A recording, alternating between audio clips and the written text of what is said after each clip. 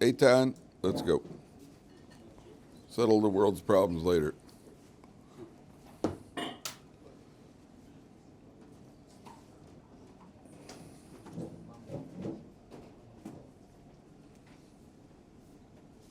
Okay. Everybody got chumashim? Everybody should have a chumash. There's plenty of chumashim to go around. So we're on page 876. A couple of points we want to finish up before we go on. On 876. So the first thing is that if you notice the name of the woman who's killed, Shema Isha Amuka Hamidyanis, Cosby. Name is Cosby, like the Bill Cosby show. Right? So Cosby, which means a lie. Cosby means falsehood, a lie. Her name is Cosby.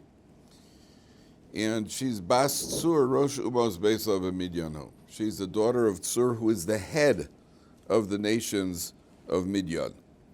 Now, if you look ahead on page 904, when the Jewish people go to war,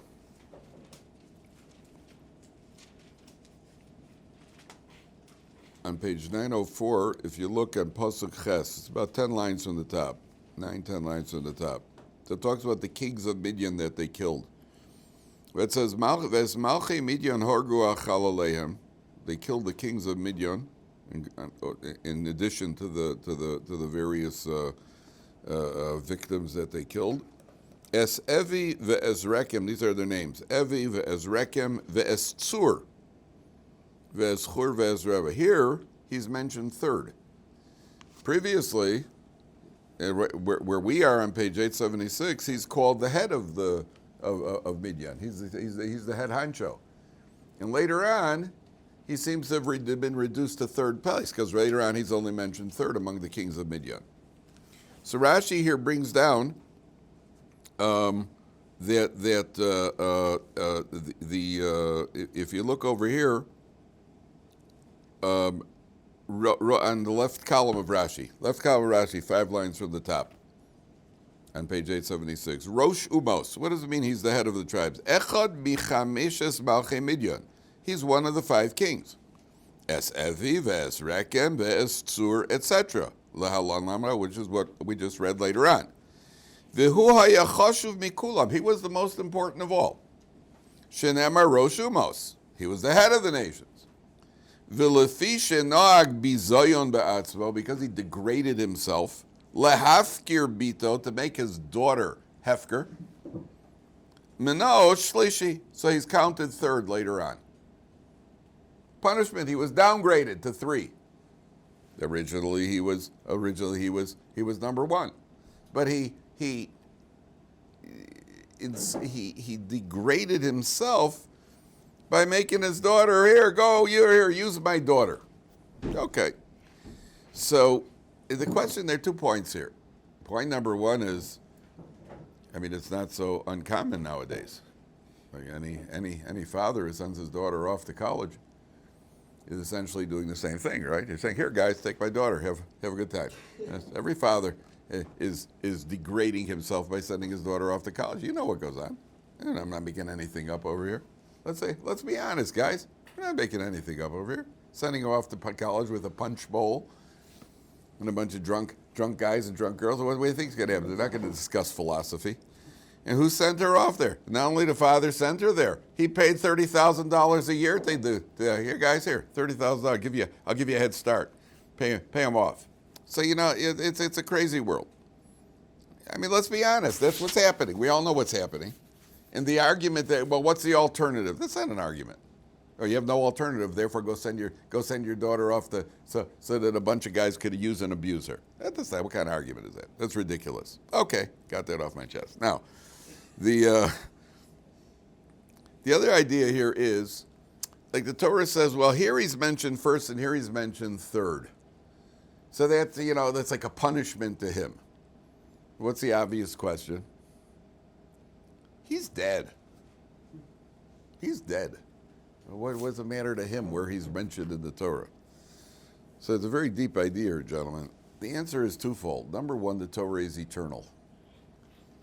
When we read about Zimri, Zimri is suffering. Zimri in the world of truth is suffering because his name is in the Torah that he did such an Avera. And for every moment that the Torah exists, which is eternal, that's a moment of pain for Zimri. For every moment that Pinchas exists, which is forever, there's a joy for Pinchas. He's a delight because his name is written positively in the Torah. Tsur is the king of Midian. He's suffering the pain of the downgrade in the world of eternity. He's suffering every day, every moment, because his name was downgraded in the Torah. He's suffering. We can't imagine that suffering. We can't imagine that suffering. What kind of screams of pain are coming from Zimri and from Tsur and from these people? We can't imagine it. But what it really means is like this. There's a Rav Dessler, others say, when a person has a chance to develop himself in this world, what a person is when he dies is what he takes with him to the world of truth. So if a person is haughty or a person has desires, to the degree that he has worked on himself or hasn't worked on himself, in the world of truth, he exists with those perceptions. So a person who's been completely out of control in this world, in the world of truth, he still has the same desires. The problem is that he's frustrated because he has no way to fulfill them. So that's Gehenna. That's Gehenna. A person who eats treif, for example, he doesn't care. He just eats treif. In the world to come, he's going to want to eat treif, but it won't be available to him. So he's going to live with that frustration, but it's a spiritual frustration. A person who's a balgaiva, a person who's arrogant. In the world of truth, he's going to want to express his arrogance, but he's not going to be able to. There's nothing to be arrogant about. And that's part of the frustration. So Tsur lives with that perception. That's what we're talking about. We're talking about eternity. And he lives with that perception, and that's his punishment here in the Torah, number one. Number two, if you take a look at Pasuk Yud Ches, so the Torah says that you're going to sorores hamidyonim, and we spoke yesterday about the way the Jewish people fought wars, that they surrounded people on four sides or three. Remember, they left the flank open. And this battle, they're not going to. Page 876, Dan. And then it says like this, Sorores Hamidyanim. How does he translate? So harass. Okay. V'kisem osam. Then look at Pasuk Yud Ches, 3 lines from the bottom. Kitzorim heim lachem b'nichleihem asher niklu lachem al dvar pa'or. V'al dvar kozbi bas nesi midyan achosam hamuka b'yom ha'magefa al dvar pa'or. So look at Rashi now. And Rashi says in Pasuk Yud Ches, it's in Pasuk, Pasuk Yud Ches. 3 lines from the bottom, left column. Everybody see that? Left column, 3 lines from the bottom. Kitzorim heim lachem. Because they were harassing you. They caused you aggravation. Al dvar pa'or. Says Rashi, Shehifkiru b'noseihem liznus. They also made their daughters available for immorality. Kedei la'atoschem achar pa'or. To cause you to stumble after this idol worship called pa'or. What about Moab? What about the Moabite girls? They also were they came along and caused the Jewish people to sin. So why didn't the Moabites get punished? Ve'es Moab lo tziva lahashmid. He did not decree to wipe out Moab. Mipnei Rus shehaisa asida lotzeis mahem. Because Rus, who was destined to come from Moab. So you see the difference between one woman and another woman. Who was the woman over here? Kozbi vas Tsur, and one woman causes that the entire nation now has got to be wiped out. She was the catalyst of the sin for the Midianite women. One woman, and she causes the entire nation. Like I told you, like that woman on the bus today. One woman, and it causes the entire bus to go in the wrong direction. I was on the bus today, and this woman, as we got the fork in the road, he was supposed to stay in the left lane, and a woman on the bus said, Yamina. Go take the right lane. So she took the bus, took the driver, listened to her. He didn't know, the Arab driver didn't know the route. He took the right lane and ended up taking me half hour out of my way. And I had to pay 60 shekels for a cab to get to the yeshiva.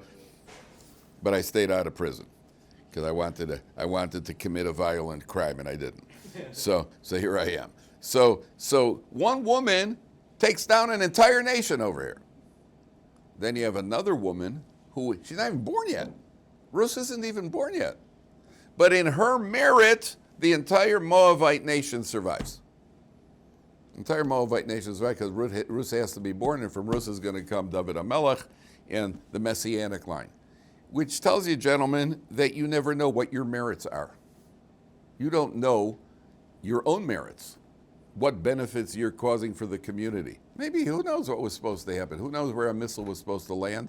And because you made a choice to change yourself or upgrade your Yiddishkeit or learn Torah or whatever it is, you don't know. I don't know, and you don't know. But you have to know that it could very well be. Do you know that the Gemara says that the Gemara in Tainus says that there was a certain area and there was a fire, but I think it was in Rav's neighborhood there wasn't a fire, so all the people felt it was in the merit of Rav. Rav, the great Amora Rav, in his merit there was no fire in his village, even though everywhere else surrounding it there was a fire. There was like a consuming fire, and in his merit there was so everybody figured it was because of Rav. So they got a message, a heavenly message. No, it's not because of Rav. Rav's merit is too great for that. Rav has much greater merit than that. But there is a woman who fires up her oven and allows other women to bake in her oven. In her merit, that the fire didn't consume the entire village. How do you like that? There was another village. There was plague. People were dying. There was plague, what they used to call plague. What the Gemara calls dever, plague. And there was one city where there was one village, there was no plague, so they thought it was also one of the Amoraim. I might be getting Rav confused with Rav Huna. I don't remember who it was. So they all thought it was because of one of the Amoras and his merit. And the guy got a heavenly message. No, it's not. His merit is too great for that. But there is a man who lends out his shovel and his equipment in order to bury the dead. And in the merit of him lending out his equipment, so there was no plague in that village. And what's it got to do with everybody else? The answer is that an individual can have a merit, and that merit spreads to other people. You don't know what you're doing. You don't know what you're accomplishing. And Rabbi Yisrael Salanter famously said that when a Jew is learning Torah in Yerushalayim, then another Jew is inspired in Paris to do tshuva. So you don't even know what you're activating when we're learning Torah. We don't know what we're activating. We're looking at one word over here. We don't know what the effects are. So over here, the entire Moabite nation is going to be kept alive because of one Rus is going to make a choice. Years later, she's going to make the correct choice, and she's going to want to join the Jewish people, and eventually she's going to be the mother of Dovid HaMelech. Okay. Take a look at top of 78. And here we go again. Vayomer Hashem el Moshe ve'Elazar ben Aaron HaKohen. Remember, Aaron has died. And so now it's his son Elazar who has stepped in as the Kohen Gadol. And Hashem says to Moshe Elazar, Se'u es rosh kol adas b'nei Yisrael. Start taking a head count of the Jewish people, which I told you when we first started Sefer Bamidbar, that's why it's called numbers. Called numbers because they're constantly being counted. So it says, Se'u es rosh kol adas b'nei Yisrael. Take a head count of the Jewish people. Mi ben esrim shana v'mal avesav osam kol yotzei tzava b'Yisrael. So, why is it that they're being counted right now? So Rashi says it's like a guy who gave the flock to the shepherd, and then the wolves came and they ate some of the flock. So now when you give them back, you got to take another count. How many of them died? So over here you see that there was a plague, 24,000 died. They have to give back the Jewish people. Moshe Rabbeinu is going to die soon. Moshe Rabbeinu, remember, we're in the 40th year. So Moshe Rabbeinu is going to give back the flock. HaKadosh Baruch Hu gave him the flock. He's going to give back the flock. So we have to count the Jewish people now. We have to take another head count. Number one. Number two, let's understand this from looking at Pasuk Daled. Rashi says, the Torah says like this. Look at Pasuk Daled for a second. We'll look at Rashi, then we'll understand this. Mi ben esrim shana v'malak asher tiva Hashem es Moshe of the Yisrael hayotzi meretz Mitzrayim. From 20 years and on. So if you take a look at Rashi, right column, 6 lines from the top. Mi ben esrim shana v'malak asher tiva. Sorry, I lied. Pasuk Hey. Sorry, we got to do one more Pasuk in the Chumash. Reuven bechor Yisrael. See where it is, Pasuk Hey in the Chumash? 7 lines from the top. Reuven bechor Yisrael. Reuven is the firstborn. Bnei Reuven, Chanoch, Mishpachas HaChanochi. Reuven's oldest son is Chanoch. The family of HaChanochi. I mean, okay. Lefalu, Mishpachas HaPalui. So take a look at Rashi here. and Pasuk Hey. Rashi is the right column, 7 lines from the top. 6 lines from the top. 7 lines from the top. Mishpachas Achanochi. Lefi shehayu ha'umos mivazin osam. The nations were insulting the Jewish people. Ve'omrim. And they said the following. Ma elu misyachasin al shivteim. How could the Jewish people trace their ancestry, their pedigrees, by their tribes? Svurinain shelo sholto hamitzrim b'miyumosem. You think the Egyptians didn't take advantage of their mothers? Im begufam hayu moshlim. If they captured them and they ruled over their bodies, they kept them captives. The Jewish people were captive in Egypt. Kal v'chomer b'nishosem. All the more so their wives, their women. The nations say, listen, who are you trying to kid over here? You're trying to tell us, yeah, we're descended from him. You don't know who you're descended from. You were captured in Egypt, and the Egyptians are a bunch of the lewdest, most immoral people, and he's got these captive women running around to capture the men, so of course they're going to take advantage of the women. Oh. Lefichach hitel HaKadosh Baruch Hu shmo alehem. Therefore HaKadosh Baruch Hu put his name on the Jewish people here. Hey mitzad zeh, v'yud mitzad zeh. He surrounded their names with a hey and a yud, which what's a yud and a hey together? Ka, which is Hashem's name. Lomar meid ani aleim shei b'nei avosehem. I testify, I can attest to the fact that they are the descendants of their fathers. And that's why it says, Hachanochi, look at now back in the Chumash. Hachanochi got a hey in front and a yud at the end. Lepalu mishpachas hapalui. Got a hey and a yud. And you're going to see this all the way through over here. When you go through the names over here, if you learn the names over here, so you're going to see that it's got all the names over here have a hey and a yud, hey and a yud, hey and a yud. Why? Hashem is saying, because the cynical nations who are saying that you're not really descended from who you think you're descended from, we've got a hey and a yud in front of the name. My name Hashem testifies that this is where you came from. That's what Rashi brings down. The Medrash Chazal say, that's the testimony. There are 2 questions here. Question number 1 is, is this going to convince the nations?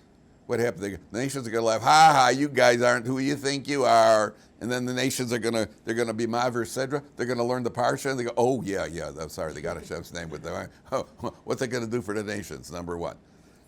And number 2, why is the hey come before the yud? Why is the hey come? It should be put the yud before the hey. All right, you can answer because that doesn't make sense in Hebrew grammar. You can't say Yachanocha.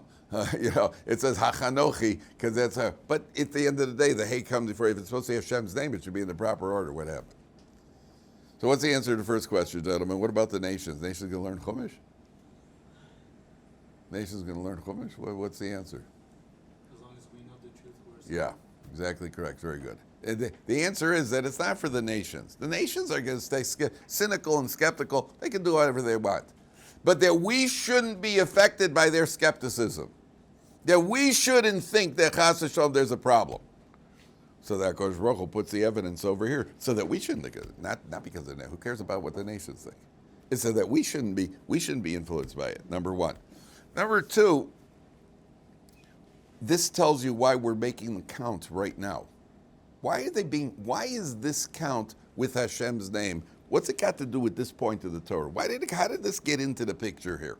Why now? Let's take let's say, what was it? It used to be, we'll take a break for station identification.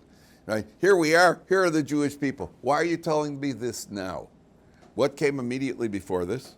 Immediately because was this incident with the daughters of Moab and the daughters of Midian. So what do we see happen? The Jewish men, there was immorality by the Jewish men.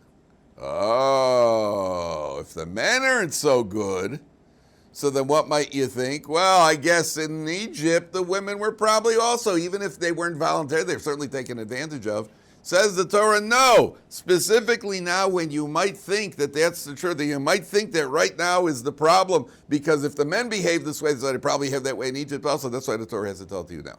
Right after the men die for their immorality, the Torah wants to say, no, the mothers, they were pure. The Jewish women were pure. There was only one woman. There was only one woman, which was the wife of Dasan. Remember Dasan and Aviram, who are always around? The wife of Dasan was violated by an Egyptian against her will. She was the only one. Shlomi's Betzivri. She was the only one. Whereas over here, you have a situation, now Torah wants to tell you the women were all pure. So that should answer the second question. Why was the hay before the yud? Why is the hay before the yud? Oh, guys. You're going to be getting married in Mirz Hashem. You got to know this. It says, you've got what? The hay stands for, why does the hay stand for the woman? Because she's always saying, hey, clean the dishes. Hey, mow the lawn. Hey, hey, give me the credit card. No.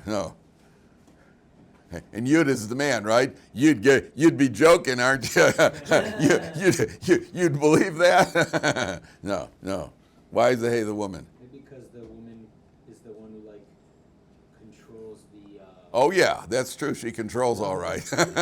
She sure does. It's like the guy who says, "I run things in my house. I run the washing machine. I run the dishwasher. I run the lawnmower." Yeah, no, she controls. But it's simpler than that. It's simpler than that. Isha, Aleph, Shin, Hey. Has a Hey at the end. Ish is Aleph, Yud, Shin. And so the Gemara says, when an Ish and an Isha are married, if the Yud and the Hey is there, it means if they live in peace and harmony, so then Hashem's presence is among them. The Shekhinah is in the home. If a husband and wife live in harmony, the Shekhinah is in the home. If the Shekhinah is out of the home, so then what are you left with? Take away the hay from the woman and take away the yud from the man. Then what have you got? Aish and Aish. Then they consume each other like fire. So the hay stands for the woman. The woman, the hay goes first over here for that very reason, because the women were on a higher level in the morality. You see that the men were susceptible here? The women behaved even in Egypt under that societal pressure. That means none of the women went to college. And in spite of being on a college campus, they managed to keep their virtue, which is almost science fiction.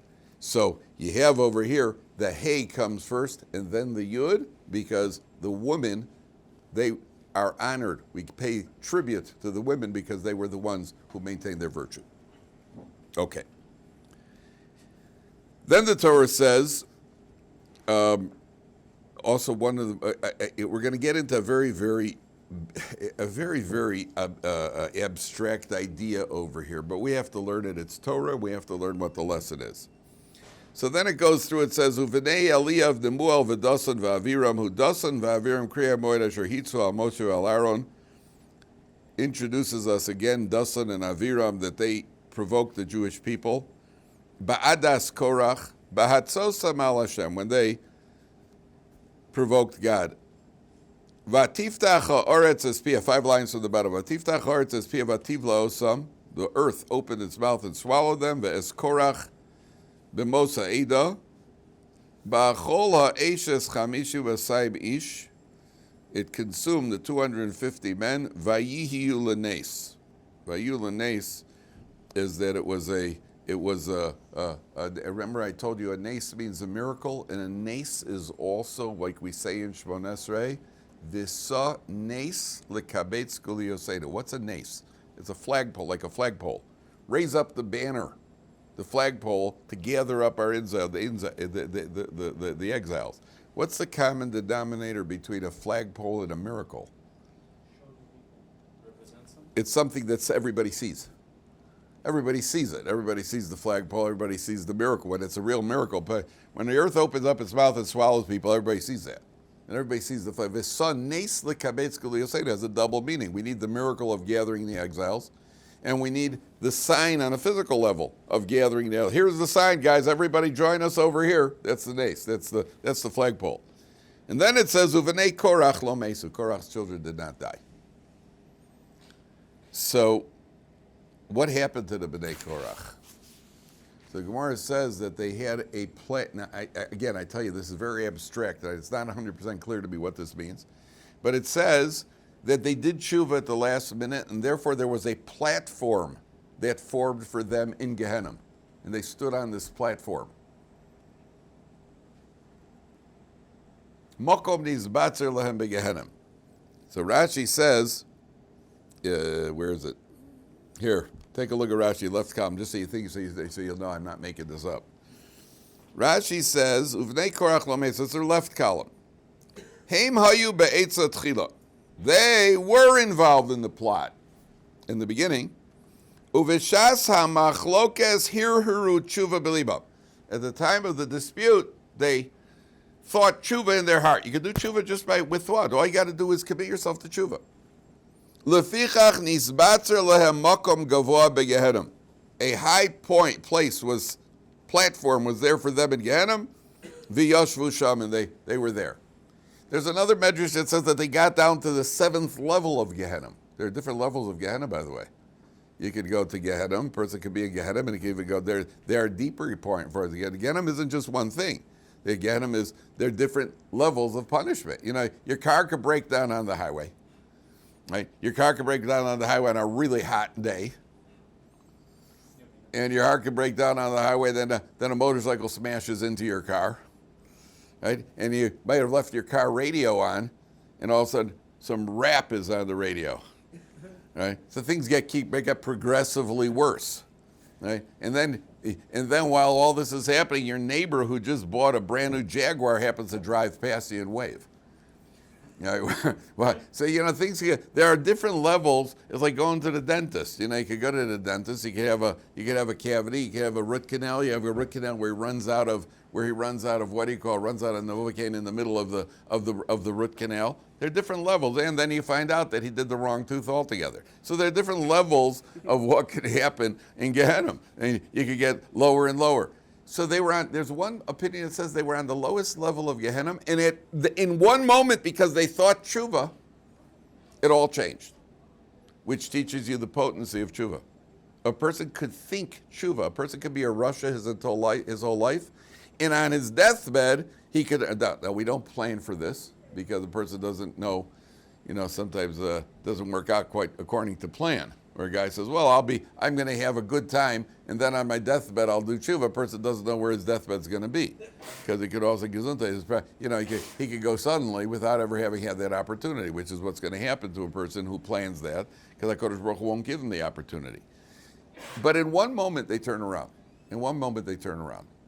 And that shows you, now, why is the Torah telling us this? Why did they, that you're repeating Dasan and Aviram, and then you tell me about the Bnei Korach. Why are you telling us this? What is the whole point of the Torah re-emphasizing this? So the Al-Sheikh, the Stipler, others, they say like this, you see, Dasan and Aviram, what caused them to sin? So we know that Dasan and Aviram, they were living in close proximity to Korach. They were Shevet Ruvain. Korach is Shevet Levi. Their camps were very near to each other. And Dasan and Aviram, they were living in close proximity to Korach. So you might think, what happened to Dasan and Aviram? It was not really totally, entirely their fault.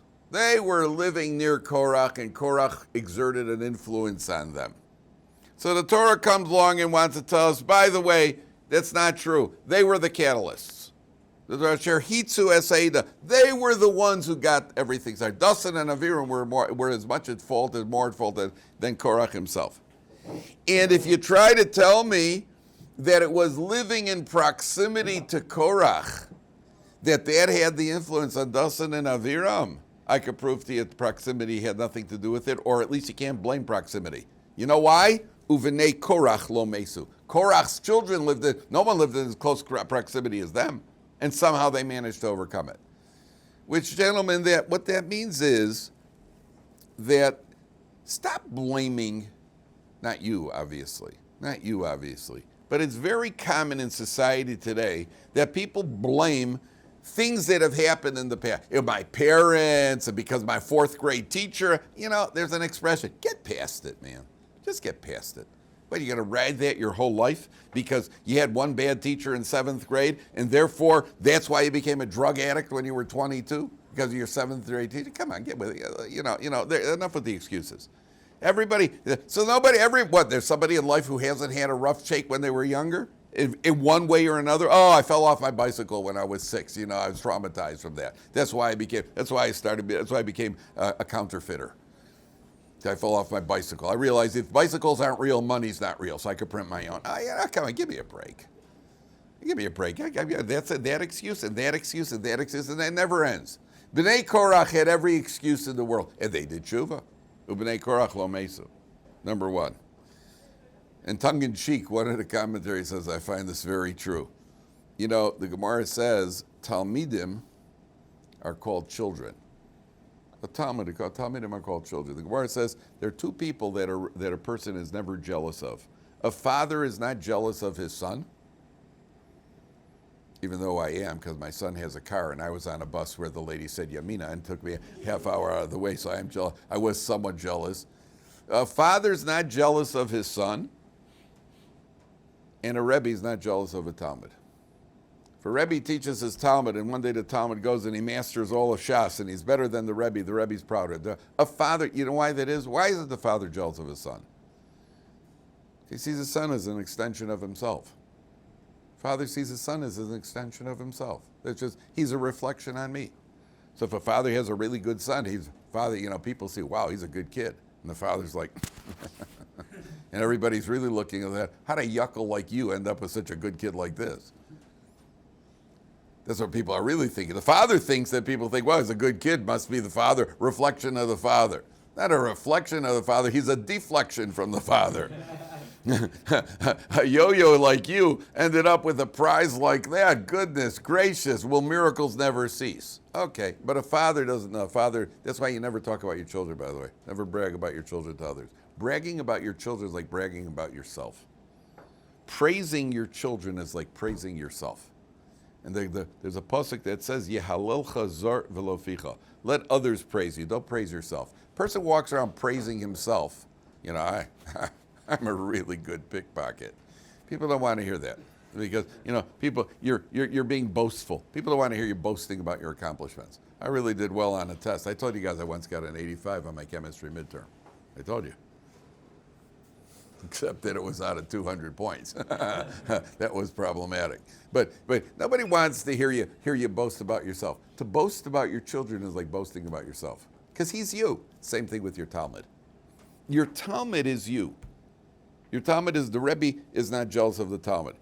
So I heard Rav Yankele Galinsky says, it's just such a, it's not the pshat, obviously, but it's so true. He says, Ubnei Korach lo mesu. The sons of Korak didn't die. That means in every generation, Korach still has Talmidim. In every generation, there are those who are disciples of Korach. Korach was the guy who had to fight and argue and start trouble in the community. In every generation, there are people like that. In every generation, those guys who are the rabble-rousers in the community. There's the guy who's got it in for the rabbi, and there's guys who got it in for the shul committee, and the guys who say, what do you need to build another day school for? There's always the naysayers are the troublemakers. You don't want to help, be quiet. A critic, what do you call it? A cynic is somebody who looks down on those above him. Think about that. The critic and the cynic is usually criticizing people who are far superior to him, and he does nothing but criticize. Don't want to help. You don't want to help. Don't help, but don't. What do you call it? Don't impede progress here. Uvnei Korach lo mesu. They're always disciples of Korach. They're always those rabble-rousers in every generation. Number 3, when I say question, you have a father. No father is perfect. Kids grow up with their parents. They know our flaws. They know what we're maybe good at. They know where we're okay. They know where we're good, and they know where we have flaws. They know our shortcomings. I want to ask you, do you think most kids, do they adopt the good things they see in their parents or the bad things? A little bit of both. Could be a little bit of both. If you had to pick more of one or the other, which would it be? Huh? What do you say? You could probably. The bad habits, See, the bad, a kid could look at it and say, well, if dad could smoke, I could smoke. If dad could drink, I could drink. If dad could gamble, I could gamble. If dad could yell at mom, I could yell at my wife. Bad things a kid sees. What about the good things? Good things take work. You haven't got I got an excuse. I have an excuse to be a kind person.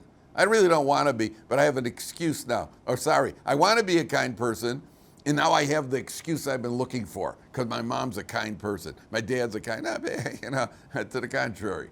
To be good and emulate the good takes a little effort, doesn't it? To emulate the bad doesn't take any effort at all. So I saw also, tongue in cheek, look at if you look at the last words of the previous pasuk, Vayiyu l'nes, they were a miracle. Uvenei Korach lo mesu. You read it together. The miracle is that the sons of Korak didn't follow in the footsteps of Korach. That takes a miracle. Where especially when there's a rabble-rouser, especially the fighter, especially the guy who's the negative person, that negativity goes to kids for sure. The negativity goes to kids. There's a famous story with Rav Moshe Feinstein. A guy asked Rav Moshe, he knew, or Rav Moshe said, I don't know if somebody asked him, because Rav Moshe said that there was there were Jews that came over from Europe after the war. And they were under intense pressure for Parnasa. Some of them worked on Shabbos, some managed to hold out, not work on Shabbos, even though you didn't go to work on Shabbos, you didn't come back on Monday. That's what they always thought. If you don't come to work Saturday, don't bother coming to work on Monday. And there were people who, because of the pressure of Parnasa, they gave in. There were men who actually went to Minyan in the morning. Shabbos morning, they went to shul, and from shul, they went to work. Some of them tried to minimize, only d'Rabbanans and not try to break Shabbos, but they had to work on Shabbos. They had no choice. They were the pressure. There were others who held out. They did not work on Shabbos. They wouldn't compromise Shabbos. So somebody once said to Rabbi Moshe, he knows two men.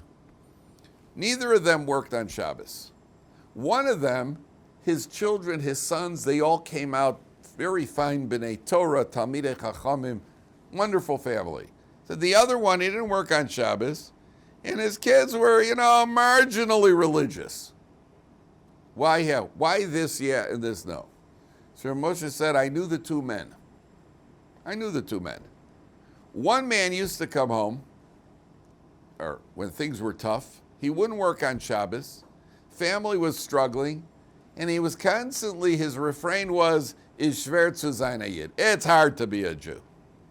But we got to do it, so we're going to do it. So his kids grew up hearing a father saying it's hard to be a Jew. Well, when you grow up hearing a father saying it's hard to be a Jew, so who wants to be a Jew? So they stayed marginally connected, a little more religious. One foot in, 1 foot out. To the other guy, who also the family was struggling, and he said, what a merit, what a joy it is, what a zechus it is that we can serve God with a little bit of pressure, a little tough. It's a little tough, but you know what? We're devoted. And he was upbeat about it. So his kids picked up that to be Jewish, you're upbeat. So what they see in the parents, what they see going on in the parents, they see with the Yiddishkeit, that's going to come over to the kids. And I got news for you. They'll see what is important. Kids, I always tell parents, kids know what's important. They know what's really important to you. They know. Whether or not they're going to do it, they're going to get older, they're going to flap their wings, they'll make their own choices also. They know what's important to us. They know what's really important to us. Well, whether they'll do it or not, they're going to have to make their own choices. But you can't fool them and deceive them and to make them think something's important when it's not important, especially when it comes to money versus Yiddishkeit. Because the same father who the kid walks into a room and he goes, oops, and he turns the light switch on Shabbos. And somebody may even make it happens. Somebody may even make a joke. Yet the same kid who knocks a dish off the table and it smashes, can't you be more careful? What's wrong with you? Watch your other. So what did the father just communicate to the kid? That the dish is more important than Shabbos. I'm not saying you should yell at the kid when he flakes the light switch. You shouldn't yell at him when he knocks off a dish. But you don't have to ever, but not that this is more important than that. If you're going to yell for that too. Don't yell at all. You really shouldn't be yelling at all. But what are you communicating? That's the value in the house. You understand? And the kids see everything. They know. There's no, and that's Uvenei Korach. That's the nace. Uvenei Korach lo mesu. You got a father who's a rabble-rouser, and the kids ended up not being that way. That's Uvenei Korach lo mesu. Okay, one more point very quickly. Take a look at Pasuk Tes Zayin. He goes through the various families. Sorry, Pasuk Tes Vav.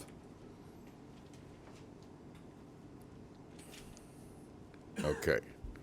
So here it says, B'nei God lemishpechosam.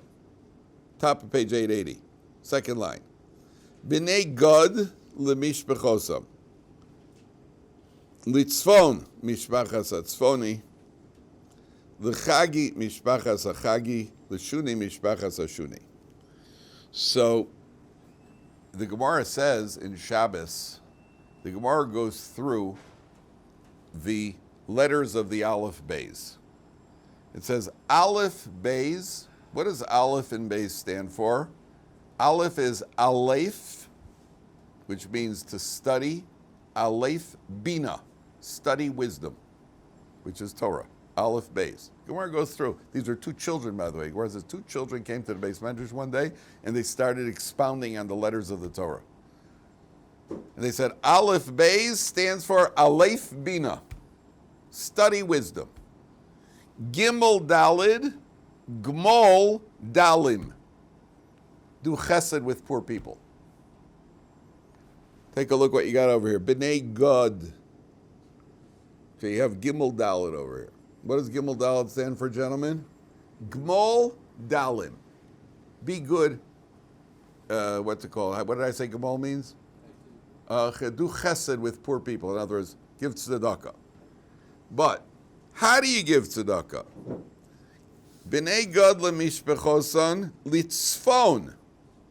Tzfon is hidden, like at the Pesach Seder. What's tzafun? What's tzafun? Yafikomen, right, which is hidden. That means when you do the tzedakah, Gimel Dalid, first of all, Aleph Bina. You got to study Torah to know, Johnny, do the tzedakah properly. How do you do it? Litzfon, number one, you got to be discreet when you give tzedakah. Keep it hidden so you don't embarrass the poor man. Mishpachas hatzfoni. Lechagi. What's a chag? Holiday. What happens on a holiday? We get together. What else? What do you do on holiday? We celebrate. We're happy. You got it. We certainly eat. And we drink, right? L'chagi means you got to be happy. On the chag, give your tzedakah happily. Give your tzedakah happily. L'shuni, mishpachas hashuni. You know what shuni means? Shinun, mishnah. It all comes to the same thing. Mishnah, lishanen. Lishanen means to repeat over and over again, to do chazara. You got to give tzedakah. You got to do it discreetly. And you got to do it happily, and you got to do it over and over. That's alluded to Minei God. That's what the Mepharshim say. What's in the name, right? What's in the name? Okay, we'll continue tomorrow. We'll see a little bit more of what's in the name.